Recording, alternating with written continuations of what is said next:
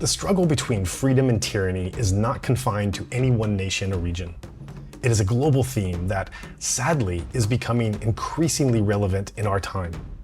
Around the world, we are witnessing signs of a rising authoritarianism, along with a concerning suppression of human rights and civil liberties. Yet, we also see the courage of those who choose to resist it. The ongoing fight for democracy and dignity in Myanmar stands as a stark example of this global struggle, illuminating a shared human yearning for freedom, justice, and self-determination. In this way, their fight is everyone's fight. And so with that in mind, let's get into today's show.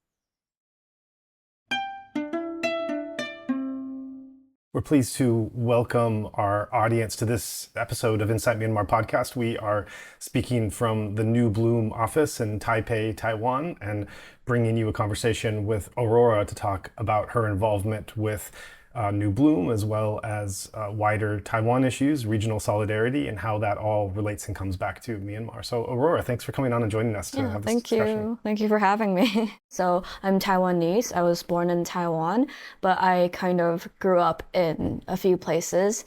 So I've lived in South Africa, I've lived in the States, and after that, I moved back to Taiwan. I was here for a fairly formative part of my life. And then I moved to Singapore. And then I went to the UK for university. And then I moved back because of the pandemic. So yeah, that's kind of just like a brief overview of, where I grew up, I guess. I did history, politics, and economics in uni with a regional focus on Eastern Europe and Russia, actually, which kind of is like what got me into the Ukraine work that I'm doing right now. I grew up in like different places, like had an international upbringing. I think it's the interaction of that and my identity as somebody who is Taiwanese that kind of has shaped my entire trajectory in life, really, and like the path that I'm currently on. Because before I moved to Singapore, so I moved to Singapore when I was, I want to say 13, 14, before that. And so before that, I was living in Taiwan for like a pretty long time. And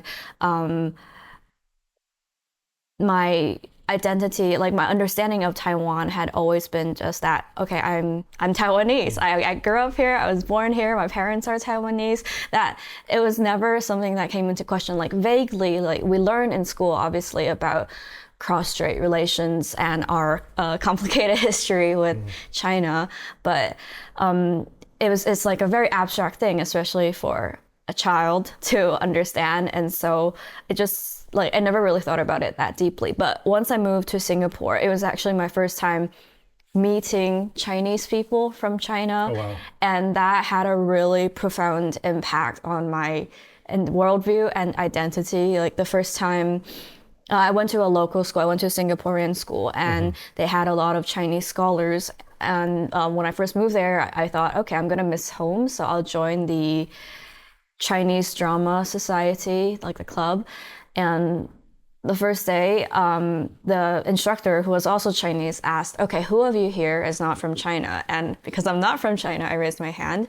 And she asked me where I was from. And I said, I'm from Taiwan. And then all of the girls, like, in the room turned around almost like at the same time, and they were all just like, isn't that the same thing?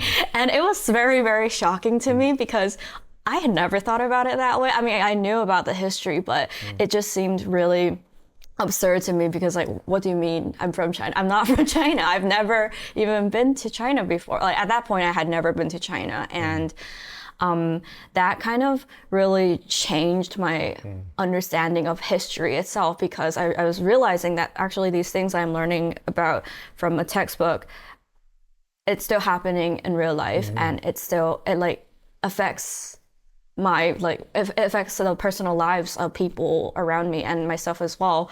And I think that's what kind of got me more into history and politics. So, and then after that, it was just a fairly natural process, I think, of kind of like growing up and learning more about the world around you and reading more and slowly getting more radicalized into like more leftist politics and ideologies.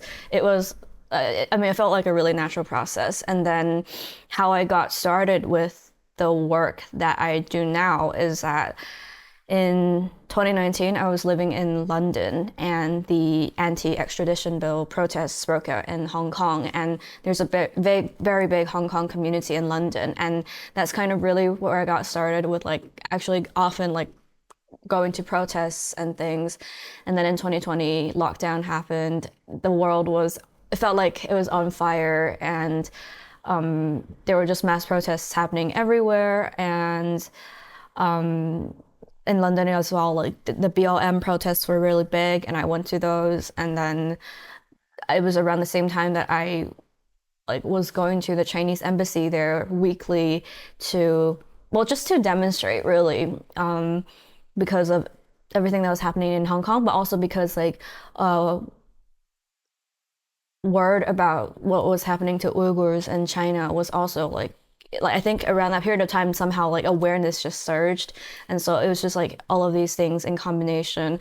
Like I found a community, and then I got on Twitter, and then things just snowballed from there. So yeah, I joined New Bloom after I moved back to Taiwan. And I graduated, I finished my degree online. And then after that, I like heard from these circles that the position at the Tibet Network opened, and so I applied to it and I got it, and then I've been working in the Tibetan movement since then. So I want to go back to your exploration of your identity issues, because I think identity is so interesting for all of us. And I think for many people, it's not until you actually leave your home and go somewhere else that you reflect on what it means to what it means to be a member of that society. In some ways, when you're just staying and living there, you don't really think about the culture as much as when you're outside of it, and then you reflect on what that means as identity. But yet, for you as being Taiwanese, this is a whole other set of issues because of the recognition or lack thereof that Taiwan has, as illustrated by this anecdote in your class. And so you had this kind of double whammy of discovering who you were as a Taiwanese in the way that everyone goes through when they're outside their home and they're an expat. On top of that, the somewhat amorphous status that of legitimacy that Taiwan is striving for.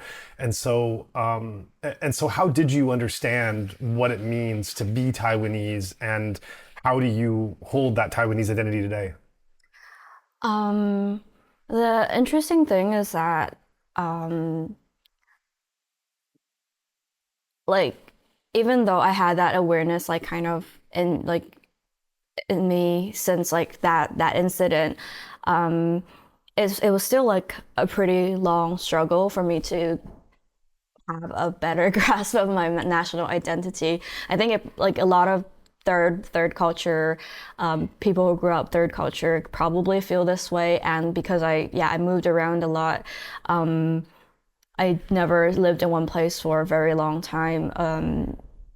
It was definitely like a journey to kind of accept that I was Taiwanese. And like it happened, I remember really distinctly, it happened after my first year in university. I came back to Taiwan for the summer, and somehow like something just shifted in my brain chemistry, and I think I made a really conscious decision to be Taiwanese. Like I think before that I would always have a hard time explaining where I was from or what I was like in terms of nationality. Like I would have this long explanation of, oh yeah, I'm from Taiwan, but I grew up here, I grew up there, and it's like affected my identity. This, it just like would be this long spiel. And but that summer, I like something just shifted, and I was like, okay, you know what? I'm just Taiwanese. Actually, I'm going to be Taiwanese, and I want to be Taiwanese, and yeah, and that's how I identify today. Like, obviously, I'm aware that the relationship between Taiwan, like what Taiwan is and how it relates to the Republic of China, the nation state, the Republic of China. It's really complex and interesting, and I don't think how I feel about it is necessarily representative of how most people feel about it in Taiwan. It's just like a really personal thing. But in our circles, in the New Bloom, like more left-leaning pro-independence circles, I think you get a lot of people who view the ROC and the flag that represents it and everything, all of the symbolism as a settler colonial power on Taiwan, and that we are actually, most of us like Han Taiwanese people, we are descendant of settlers, like, and that our relationship with Taiwaneseness also has to factor in Taiwan's history with our indigenous peoples and all of these things. It's really complicated, and it's also something that is like a learning process, something I'm still trying to understand as well. I think a lot of people go through the same thing. So yeah, it's just like there's no simple answer. Right. And so then you describe how you started to have an interest, in your words, in leftist movements. You became radicalized. Can you break that down, unpack that a little bit? What do you define as what leftist movements are, and in what ways did they start to make sense to you, and in your words, start to get radicalized by the themes and the projects that were going on? I think I use the word leftist because, I mean, honestly, it's a very broad term. It could mean a lot of things, and that's why I use it, and that's why a lot of people in New Bloom use it, is because like there's a reason why we don't necessarily use the labels like Marxist-Leninist or socialist or communist. Like those words have connotations that are kind of often at odds with our struggle for Taiwanese independence because of Taiwan's relationship with like current imperialist powers, and yeah, there's a lot going on there. And so I choose leftist because I think it encompasses a lot of things. It can mean a lot of things. But how I became radicalized, it's more like I think I just was always liberal leaning, which is fairly normal for somebody of my background, sure, education, and I'm also queer, and like the queerness impacts my understanding of the world as well. And it was like liberal leaning was always like pretty natural to me. But I think in university, when I was in London, learning more about history and politics obviously shaped my political beliefs even more and kind of sharpened them. And I think the more the clearer I got on understanding colonialism and its impacts on the present, not just historical impacts, but how colonialism is still ongoing now. The more it kind of just and also seeing how Taiwan's position, we are where we are at because of colonialism, really, and it just changes you. I don't know how to explain it. It just changes you. But it was a really natural process, and I think a lot of people go through it. Mm-hmm. Yeah. Right. It brings me to think we're just at an interesting point, we can say, in the world today, where we have these increasing movements and interests. And on one hand, various left-leaning movements, leftist movements, as you say, that takes many different names. People who might denigrate it might call it wokeism and the extreme wokeism, but then we also have fascism arising in dictatorships and authoritarianism in different forms that are arising. And no longer can we talk about the Western democracies versus the whatever else, because in my own country and other places across the West, we're having different ideologues and fascists and nativists come along and start to, and the whole thought around, the people trying to understand, why is this appealing now to these people? And so as we're looking at your particular identity and your particular place in Taiwan, in how you came to adopt certain attitudes and be interested in certain things, and how it related to you and your upbringing and your personality, and yet also to the culture and the society where you were from, that it made sense that you were pursuing certain aspirations for your country. This is part of a wider theme, which we'll be getting into, and we get into with some of these regional conversations we have on the podcast. Yeah. This wider theme of these battles becoming more pitched these days, of the fascist dictatorial on one side, and the different left-leaning movements on the other. And of course, that's simplifying it. There's much more out there. But what are your thoughts on how this is starting to take shape more and more across the region and now across the world? I mean, it's concerned. I mean, I've recently actually been struggling with this a lot because I work in the human rights field. It kind of necessitates that you see the worst parts of humanity while also having hope that we can be better. But I'm kind of slowly losing that hope. Really? With with everything that's happening. There's, obviously, like, we can talk about Palestine, and that is a very big thing, but it's not just Palestine. There's so many atrocities happening at the same time that people aren't talking about, that are just happening right under our noses. And all of these the so-called Western world that is supposed to espouse democratic values, is supposed to care about human rights, is doing absolutely nothing about it, is even are the perpetrators of some of these atrocities. And so it's kind of hard to feel hope right now. It's something I'm struggling with.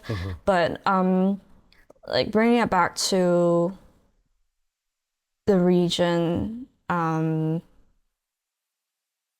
think, I mentioned earlier that New Bloom, we situate ourselves as being pro-Taiwanese independence and also leftist, but this is actually a very niche position. Really? And so in the Anglosphere, in the Anglo left,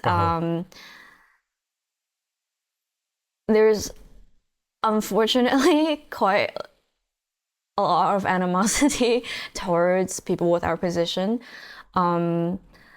The campism is really, really rampant in the left right now, and that kind of really binary way of viewing the world order, of viewing power dynamics and imperialism, it infects everything. It's infected everything. And so that's why you have people in Taiwan who are pro-Taiwanese independence who support Israel, and then you have people who are pro-Palestine and they are absolutely against Tibetan self-determination. They're against Taiwanese self-determination. And this is something that's really big for us in New Bloom especially. It's something that we are constantly talking about online, is how campus everything is, and how difficult it makes our work, and therefore it makes what we do really important. And so it's important for us to amplify voices that really espouse this worldview of consistent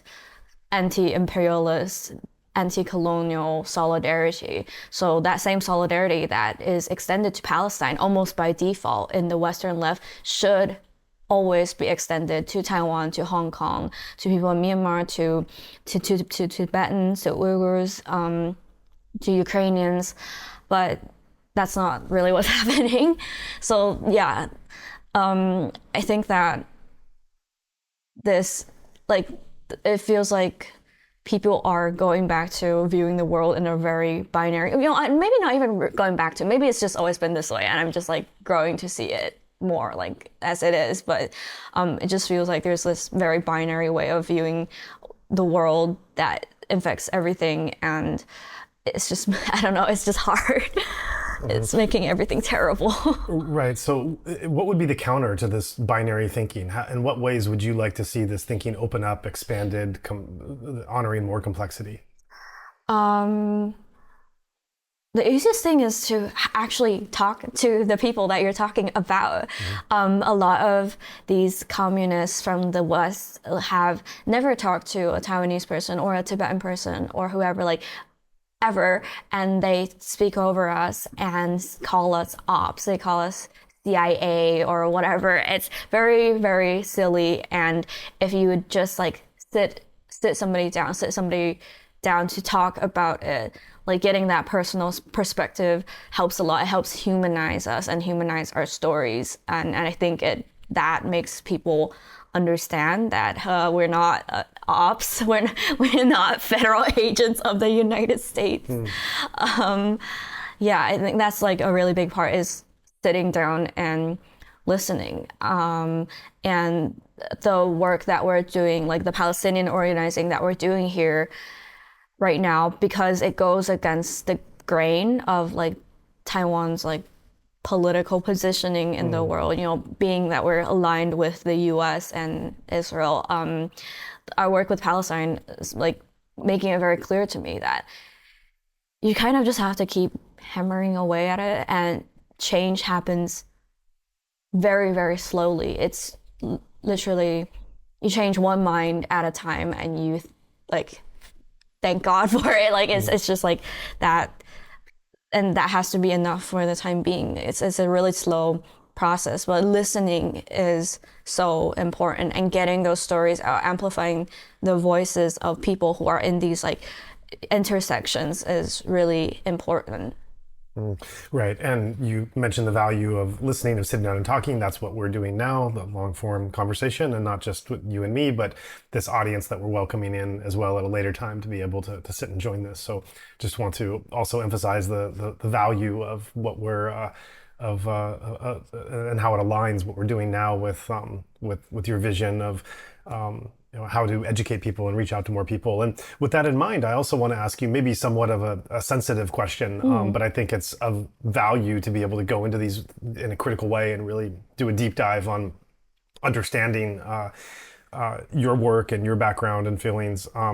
I mentioned before how some of the leftist movements have been denigrated, called wokeism, extreme wokeism, Yes. Identity politics. I don't know how much you follow U.S. politics, so I don't want to go too deeply into that, but the sense of identity politics that have risen in the U.S. and are now being somewhat seen as a culprit for Trump's victory and exploiting that.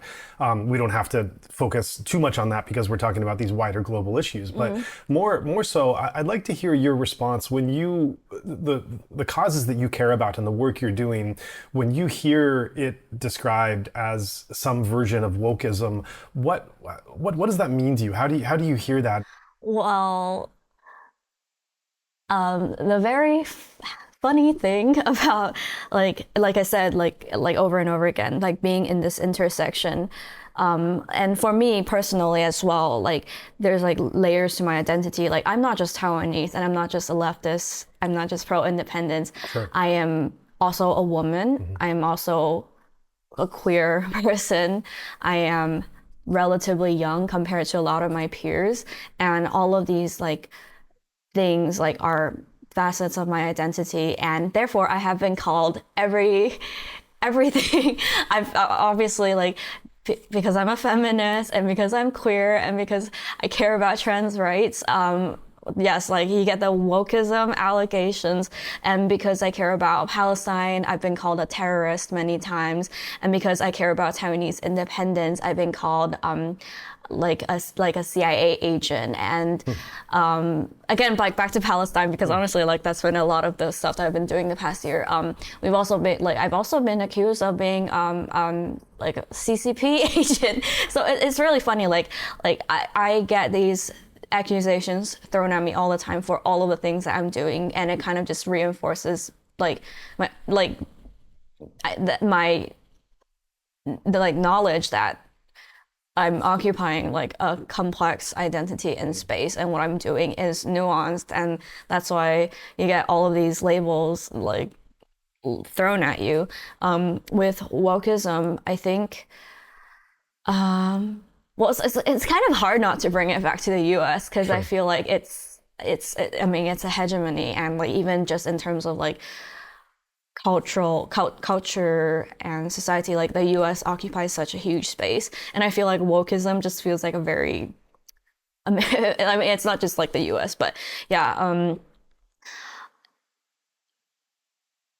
it's rather than you know, I would love to just call people who say that fascists or idiots, but that doesn't solve anything. It doesn't really change anything. And so I think diving deeper and also kind of, you know, reflecting on the recent US elections,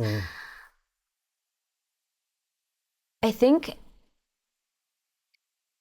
it's kind of revealing the weaknesses or like shortcomings of not just like leftist movements, but also maybe even just like liberal ideologies in general.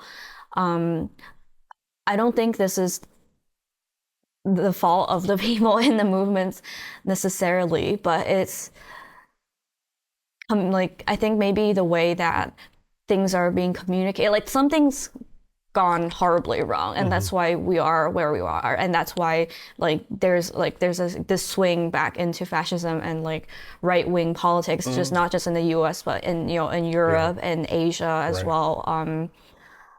So when I hear the term woke, I think it's important to interrogate why people even think this way. Like, why is it that the existence of trans people causes such a panic in these like people and like this group of people? Like, why is it that my being a woman causes men to react the way they do, and what can we do to change that? It's very difficult, and it's very tangled up in, you know, a lot of emotions and trauma, I think, for our side, yes, but also from their perspective, they probably also are dealing with some things. So yeah, I think it's just really complicated, but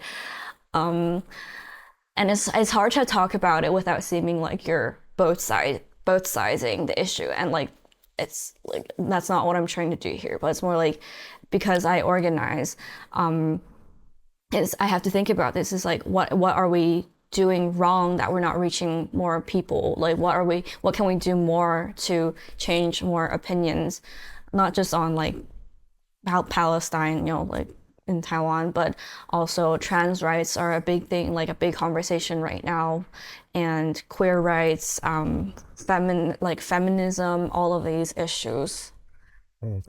Switching topics, I'm really eager to hear about your work in Tibet, as well as hear somewhat of an update about I guess we could say the Tibet independence movement. I don't know the prospects of that, given the Chinese control in Tibet, how optimistic that's looking, and I don't usually hear Tibet as being combined with some of the regional movements that are going on. So I'm also interested to hear, and maybe correct the record if it's just not something I'm aware of or a reason for that. But I think that I think that listeners may be familiar with the past Tibetan history and the exile of the Dalai Lama, but I feel like, at least for me, I haven't really heard so many updates lately as to what's going on with the Tibet situation and Tibet activists. Well, it's true. You don't hear about Tibet as much anymore. I actually grew up, I think after the peak of the Tibetan movement, because I know at one point, um, it was a fairly big issue. big, Like there very were big. lots of eyes on it. Yeah. Like it's like referenced in pop culture, Yeah. and then it kind of just stopped. So I can't speak for that period of time because I wasn't really, or I was too young for it. But the Tibetan movement has always been around. Like it's been around for a long time, and in recent years, especially now that like the Uyghur movement, the Uyghur issue has gotten more visible, it almost feels like it's terrible, but it's like the world has limited capacity for caring about these issues. And when the Uyghur movement has more eyes on it, it kind of like can overshadow these other movements, and like this happened with Hong Kong as well. But Tibetans, the movement has been around. It's been around, and though you may not read about it, though you may not hear about it, advocacy work has been ongoing since like years, like decades ago, and you are still like slowly seeing some of these things like coming to fruition even now, like at maybe higher levels, with governments, individual governments, with the UN. So all of the advocacy work is still going on.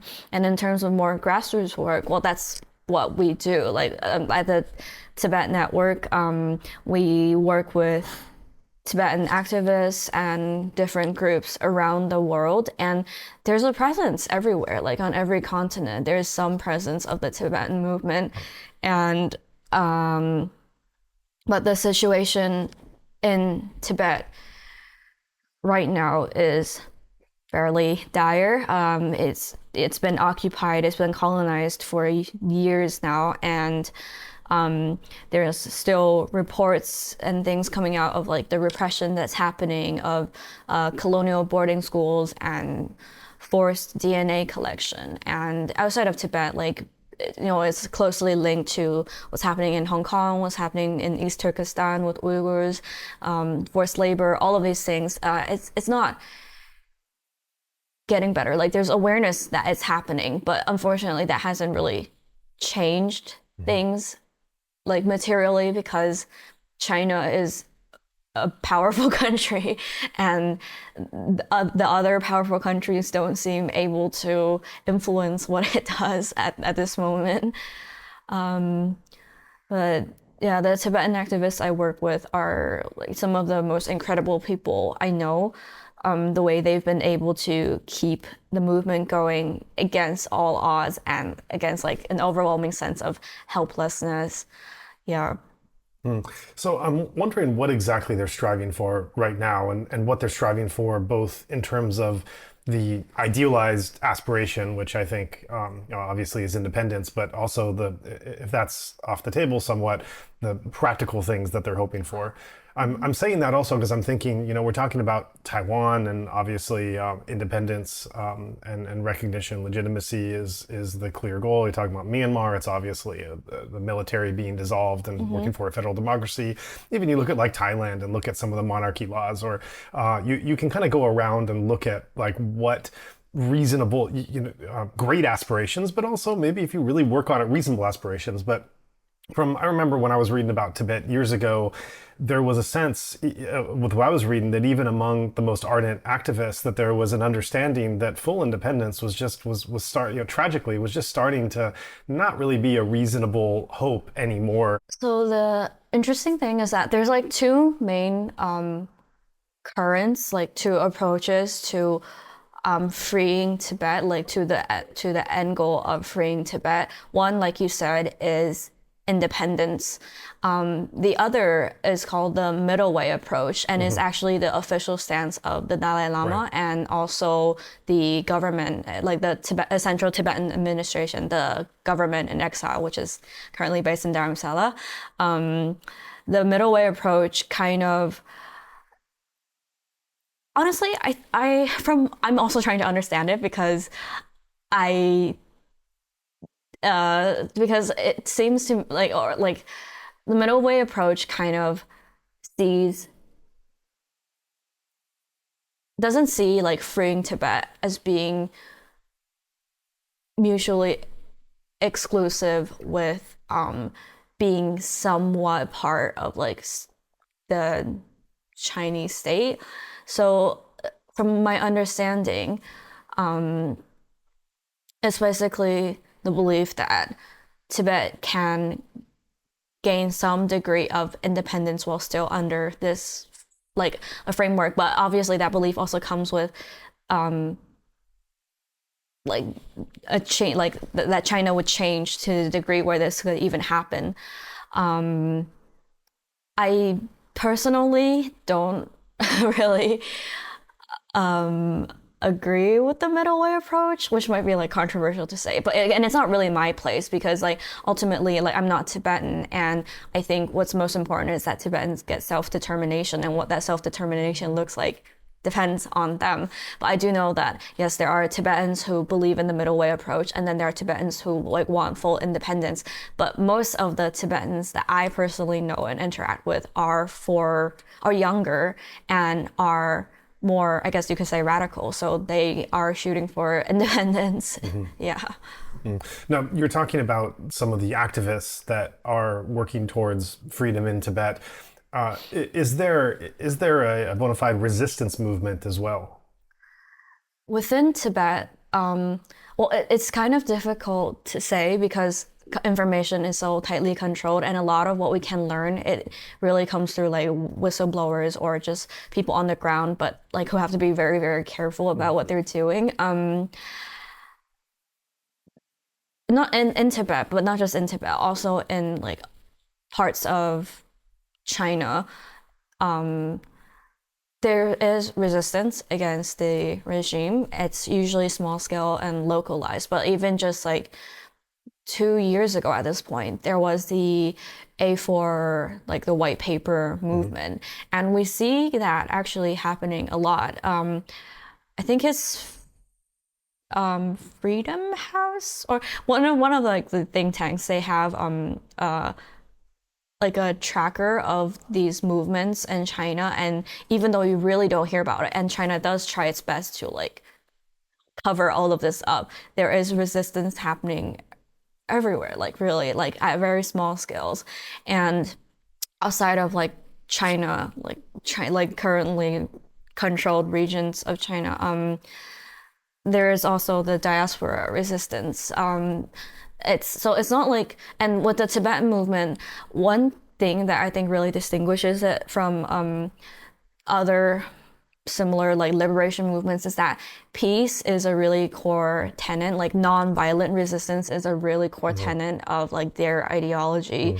And so I think like the form of their resistance can look different than maybe what people imagine when they hear the word resistance. But I do think like, to me, like it is like a resistance movement, what people in the diaspora and exile are doing, but also like even on the ground in Tibet. I think resistance exists in many forms, and it does exist. From the young Tibetan activists that you've been speaking to in your work and much in the diaspora, I'm also curious, how do you find the Dalai Lama is held these days? How do they look at the Dalai Lama?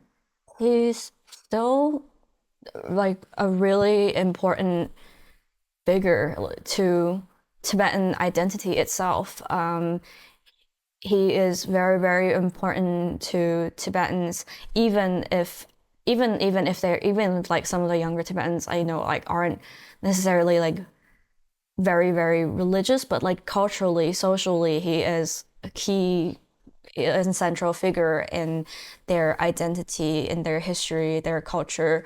So yeah, a really key, one of the key issues that we're working on right now is that he's getting very old. He's turning 90, and there's the question of who, like, when it happens, you know, because it will at some point, what happens then? Because China is going to try to install their own Dalai Lama, but only the Dalai Lama, the actual Dalai Lama, can like decide who is like his reincarnation. And that's a really key issue that we're working on right now, is like, what do we do? What does the movement do when it happens? But yeah, the dilemma is always going to be important to the movement. Um, I mentioned before how I haven't really sensed the kind of regional solidarity that we see in much of Southeast Asia and East Asia with Tibet, even though the issue seems really, and China at the center of it, really seems like quite in line with some of the other movements that are going on. Is that a fair statement? And if is there more involvement that I'm not aware of? And if so, then why do you think it is that there's not this kind of Tibetan coalition that's involved in some of the more regional networks that are sprouting up? Well, the Tibetan movement works very closely with the Uyghur and the Hong Kong movements. So that like coalition, that alliance is very strong, and it will always be very strong. I think because like our fates like are kind of intertwined in a way because of China. And Taiwan is part of that equation as well, but I do have to recognize that Taiwan is in much more privileged and different position than Hong Kong, East Turkestan, and Tibet are. But we're like there's that broad alliance, definitely, for sure. In terms of like broader regional, I actually do think that when the Milk Tea Alliance was very big online, I think that like generally to me it was understood that that alliance included Tibetans and great. like because like I think maybe Hong Kongers were more visible because of the timing of things, but I felt personally that the Milk Tea Alliance included like like Tibetans, Uyghurs, Taiwanese, and like outside of like Southeast Asia, and but it's the same issue of, I think the Tibetan movement is it just doesn't have as many eyes on it now as before, and that probably also impacts like people's awareness, and maybe people don't realize that there's things that they can still do for the movement. Yeah. Now, I understand you've also worked on Uyghur issues. Not formally, but like I've it actually was like a huge part, like learning about what was happening to Uyghurs was something that really pushed me into like what I'm doing right now. Okay, tell us about like that. the I think the scale of the genocide, the fact that there's documented concentration camps and that the world is not doing anything about it. It really it can radicalize you. Yeah. So learning about that, like some of the earliest protest signs I made were about the Uyghur genocide, and some of the earliest like content I made online was about the Uyghur genocide. So yeah, I guess I've been like I've been part of the movement, but I haven't worked formally in an Uyghur organization, if that's what you meant. Right.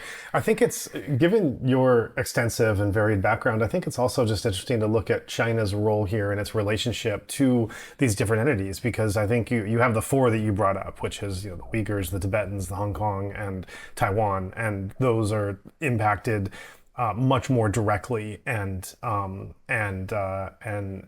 influence, the gravity of China is just more severe than anyone. Yeah. But then you have the rest of Southeast Asia, and all of them are, you can go country by country, and whether it's Philippines with the issues they're facing with the rights to their sea and trade, to some of the investments that have crippled Sri Lanka, the Chinese investments that have crippled Sri Lanka, to obviously Myanmar and the border, Yeah. and Chinese influence there. So you can kind of go around and look at the gravity that China is exerting in through all of these other countries. And so I wonder if you can help to walk us through just your views on Beijing and what they're doing, and how and what convergences and divergences you see running through these different countries and regions as they all face different shades of the same problem. That's a really good question, and I think it was a pretty big. So I mentioned that we had a Milk Tea Alliance panel here once, and that question came up, which is like the role of China and how like China's different relationships with like all of these different movements and peoples. So like the alliance, like Taiwanese, Hong Kongers, Tibetans, Uyghurs, and Southern Mongolians, and like Chinese people as well. I think we do have a more personal relationship with China. There's like a direct like history of colonization, and like that's ongoing or historical, like, but we still feel the impacts of it nowadays. But what China does in like Sri Lanka and parts of Africa with like all of these countries, it's like it is effectively like it's like neo-colonial practices, right? And especially with Myanmar, like Russia and China with Myanmar, there's a pretty big influence there. And so because of like what I mentioned earlier about like the different like relationships with China, it means that what the demands are, like what we're asking for, will necessarily be different based on like our relationships with that regime, but also our relationships with more localized actors, like with our own states, with our own governments. So the demands will be different. And China, to me, kind of almost like just like is like a representation of like authoritarianism and power. I think that in the Tibetan movement, like we've been trying to do more outreach with Southeast Asian activists, and one key thing, like one thing that we always bring up over and over again is that like there's a lot of differences, yes, but there's also similarities, not just in China but also in like just resistance against authoritarianism, against state violence, and that's something that we bring up. And also like histories of colonialism, like these bloody histories, that's something that we bring up as well. And so it's like this, there are like this line that runs through all of us and that can connect us together. And so we have seen this lead to, I think, really beautiful instances of like learning from each other's movements and learning like tactics, but also support and solidarity.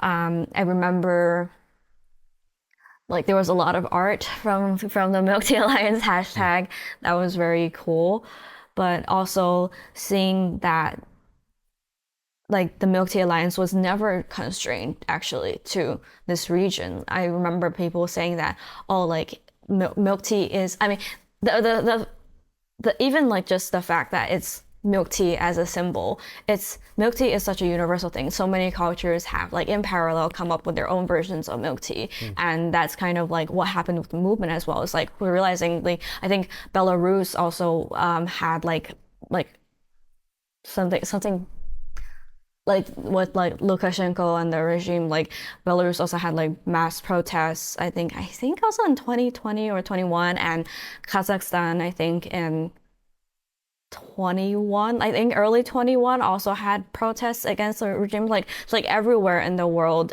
people are fighting against authoritarianism, against oppressors, and milk tea just became a symbol, but it represents like these shared beliefs, I think, in liberty and like protecting our rights, and I think that's really beautiful.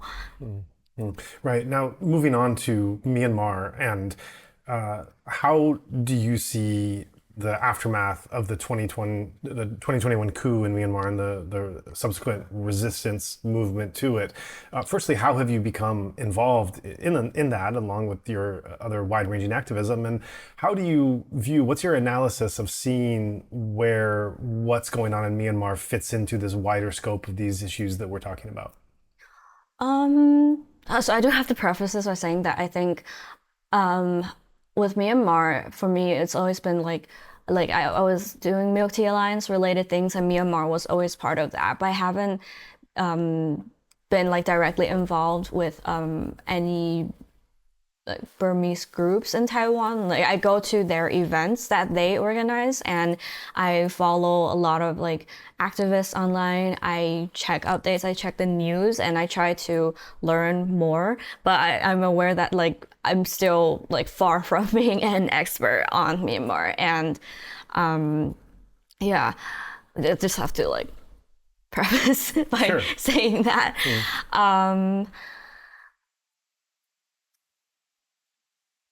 When I read news about Myanmar now, actually from what I understand, the resistance in Myanmar is and to some degree like quite successful, and how long they've managed to sustain themselves, how organized they are, and how big they are as well. And I think because of that, there's like I see people like sharing news about what's happening in Myanmar and kind of like trying to learn from it, like to extract information from it. But at the same time, you know, the atrocities like are still ongoing. People are still dying, and I've seen like really horrific images from Myanmar as well, just like photos of but corpses. And so I think because Myanmar is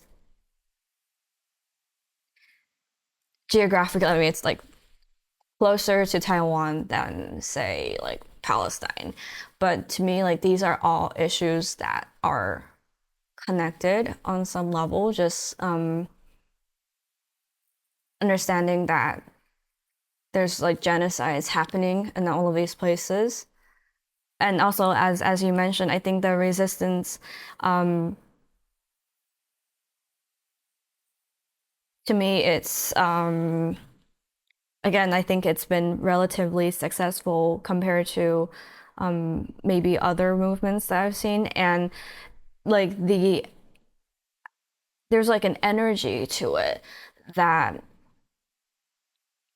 I think by nature just like doesn't really exist in Taiwan right now, just because our circumstances are so different. Like so like it's what's happening in Myanmar, it's terrible and it's very, very dark. And in Taiwan, relatively, we get threats of invasion and we have like all of this political shit going on in the background, but on the day-to-day, we live very, very safe and very privileged lives. And I think a lot of us who are in social movements in Taiwan are also aware of that.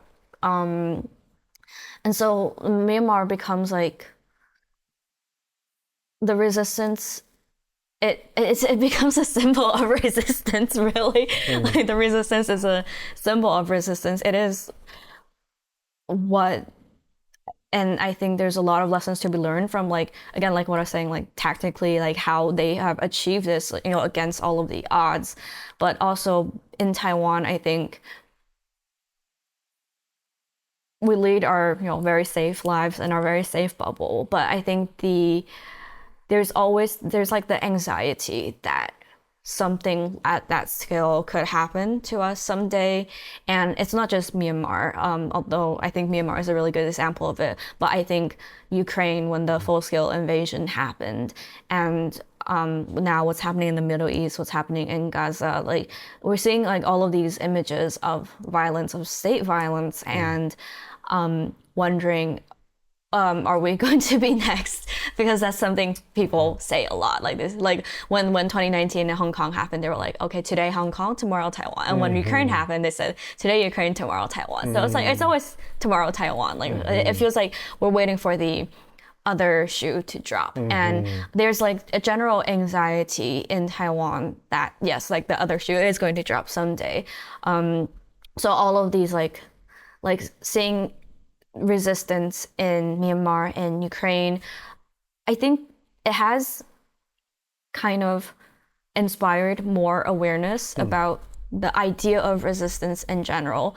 And in Taiwan, that's taken the form of like interest in civil defense and learning more practically what it is that like everyday like civilians can do should the worst possible thing happen. And I personally I'm not a military person. I'm not really interested in that by nature, but I've also like, tried to learn more about civil defense and I want to learn even more. I want to know what I can do, like what my role is should that happen, like should the worst case scenario happen to us someday. So yeah, I think there's a lot that we can learn from Myanmar's resistance. That's a really fascinating answer. It really makes one think, and it also, as you were saying that, I couldn't help but think of the expression "desperate times call for desperate measures."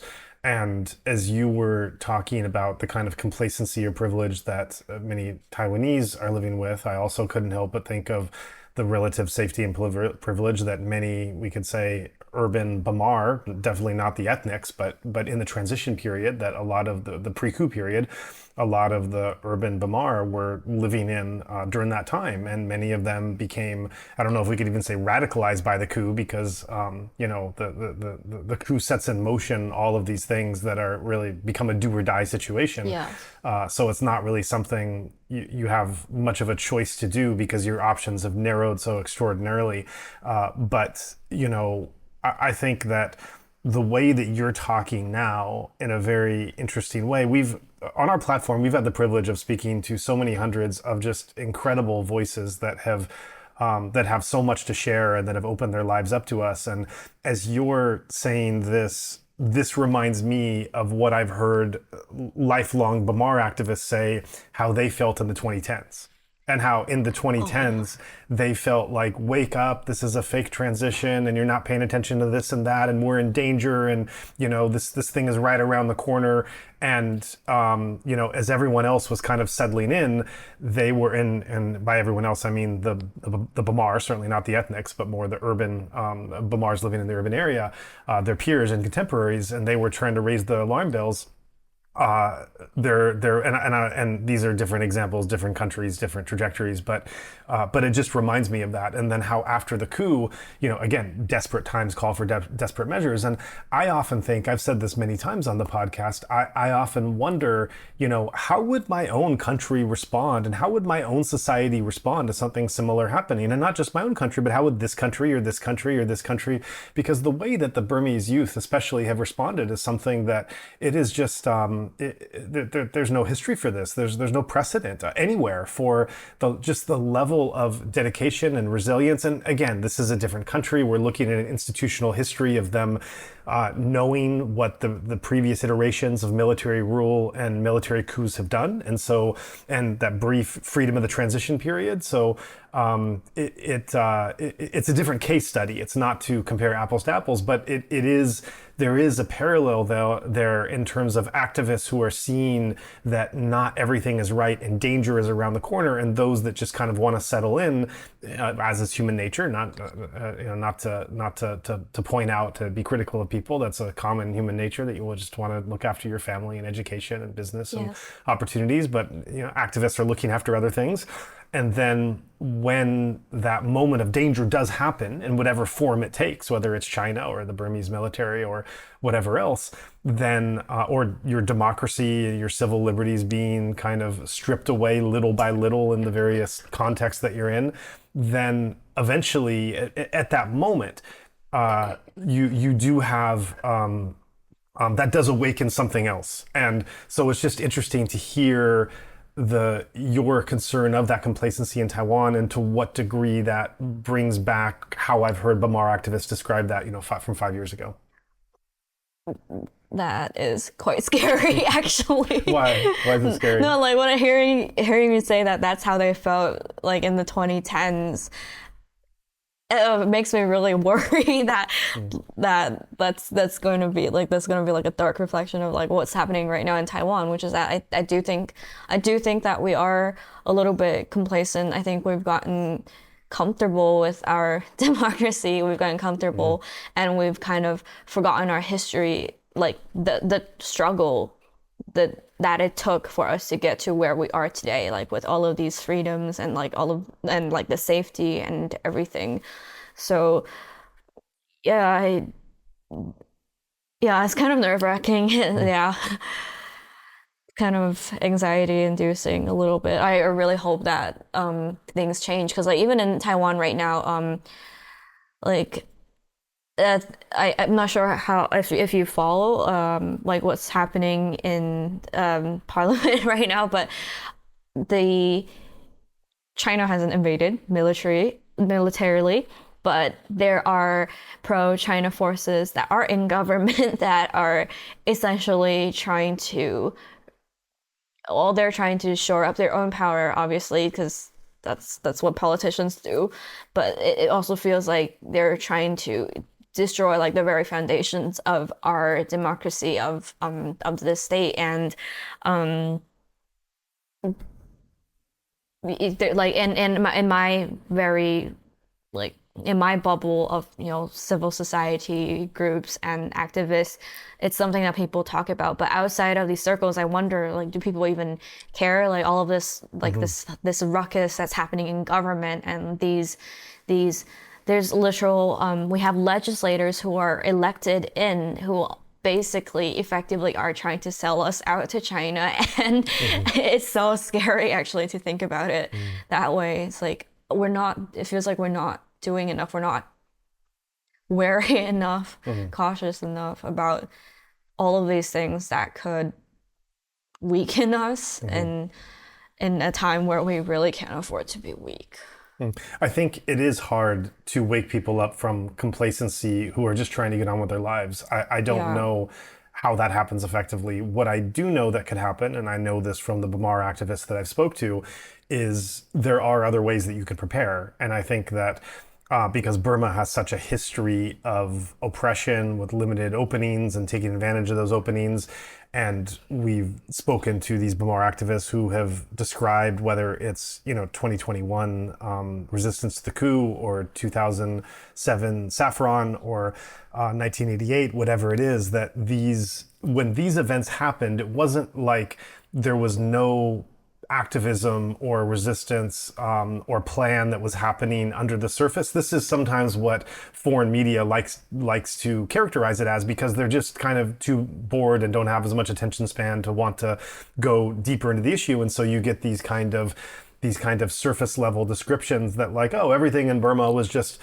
flat and nothing was happening. And suddenly, oh, saffron, boom, everything explodes. And it's like, well, this didn't come out of nowhere. No, it didn't come out of nowhere. It was just, everyone just kind of responded in this thing in the moment. But then what's so interesting is when you talk to the people that were under the ground before and keeping a low profile before saffron, you realize to what degree none of this was accidental, to what degree they were waiting for these moments, and they were setting things up in their network so that. And just to give one example that comes to mind, I'm thinking of the case of cybersecurity, where, I've spoken to different cybersecurity activists and experts who have on this platform, where they've talked about before the coup, all their effort in trying to inform people about different cybersecurity and training and having VPNs and using Signal instead of Telegram and just all this other stuff, and just the lack of interest. Well, this goes again into this complacency argument. It's hard to someone that is just kind of living their lives and doesn't really think beyond just what they need to do to get through the day. It doesn't really have a lot of motivation to suddenly get a VPN or pay for a VPN and to use Signal instead of Telegram, etc. But then once the coup happens and digital surveillance and digital safety become such watchwords, and people are getting arrested based on, not using their phone correctly, and even worse, having their networks arrested because of that, well, suddenly there's a huge appetite to want to learn about what is the importance of VPN, which one should I buy, and how do I navigate this? How do I find the right level of encryption, and et cetera, et cetera. And so because these underground networks and experts were planning for this and knew about this, when that audience suddenly becomes ripe for wanting to learn it, I don't know how you make that ripeness. From the people I've spoken to about this, I'm kind of skeptical that you can. But what is important is to have those networks and people ready so that when the nightmare does happen, you have people that are already holding the candles, that have been saying, like, we know this is coming. Here's what you need to know. Here's how you do it. Here's the way that we're going to organize and move. And so when we're also looking at how one can take inspiration and share resources with the different regional actors, I think this is also something Myanmar has to offer, because they've just been at this tragically for so long that the Bamar activist who's been doing this for generations, then tutoring and helping those Bamar activists who were suddenly radicalized and motivated with the recent coup. You have this generational connection. And again, I say this to people sometimes on the platform. I don't know to what degree this is tragic and to what degree this is beautiful, that you're illustrating this. But I think it does have a lot to offer, those kind of like semi-stable yet also danger lurking around the corner societies like Taiwan. Yeah. Yeah, I mean, I think I tend to be like more pessimistic nowadays because of everything that's happening. I'm harder on my own people because, well, they're my people and I get to criticize them. Yeah. Like, I think we need to be self-critical. I think it's really, really important actually to any movement.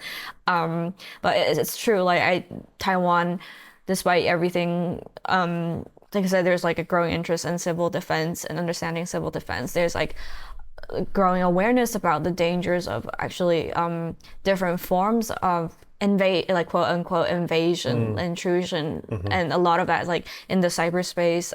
We're learning about disinformation, disinformation and how the internet itself is used to like influence Taiwanese politics, like domestically. I think there's more awareness about it now, which is good. So yeah, I'm just trying to be optimistic. I need to like remind myself to not be too doomer about it.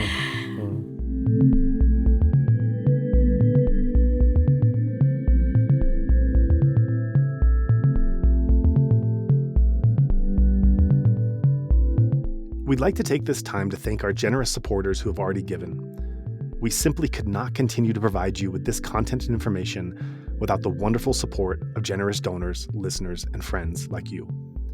Each episode helps in providing access to one more voice, one more perspective, one more insight. Every donation of any size is greatly appreciated and helps us continue this mission. We greatly appreciate your generosity, which allows us to maintain this platform. Thank you. If you would like to join in our mission to support those in Myanmar who are being impacted by the military coup, we welcome your contribution in any form, currency, or transfer method. Your donation will go on to support a wide range of humanitarian and media missions, aiding those local communities who need it most. Donations are directed to such causes as the Civil Disobedience Movement, CDM, families of deceased victims, internally displaced person IDP camps, food for impoverished communities, military defection campaigns, undercover journalists, refugee camps, monasteries and nunneries, education initiatives, the purchasing of protective equipment and medical supplies, COVID relief, and more. We also make sure that our donation fund supports a diverse range of religious and ethnic groups across the country. We invite you to visit our website to learn more about past projects as well as upcoming needs. You can give a general donation or earmark your contribution to a specific activity or project you would like to support, perhaps even something you heard about in this very episode. All of this humanitarian work is carried out by our nonprofit mission, Better Burma. Any donation you give on our Insight Myanmar website is directed towards this fund. Alternatively, you can also visit the Better Burma website, betterburma.org, and donate directly there. In either case, your donation goes to the same cause, and both websites accept credit card. You can also give via PayPal by going to paypal.me/betterburma. Additionally, we can take donations through Patreon, Venmo, GoFundMe, and Cash App.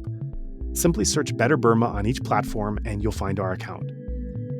You can also visit either website for specific links to these respective accounts or email us at info@betterburma.org. That's Better Burma, one word, spelled BETTERBURMA.org. If you would like to give it another way, please contact us. We also invite you to check out our range of handicrafts that are sourced from vulnerable artisan communities across Myanmar, available at alokacrafts.com. Any purchase will not only support these artisan communities, but also our nonprofit's wider mission. That's Aloka Crafts, spelled ALOKACRAFTS, one word, alokacrafts.com. Thank you so much for your kind consideration and support.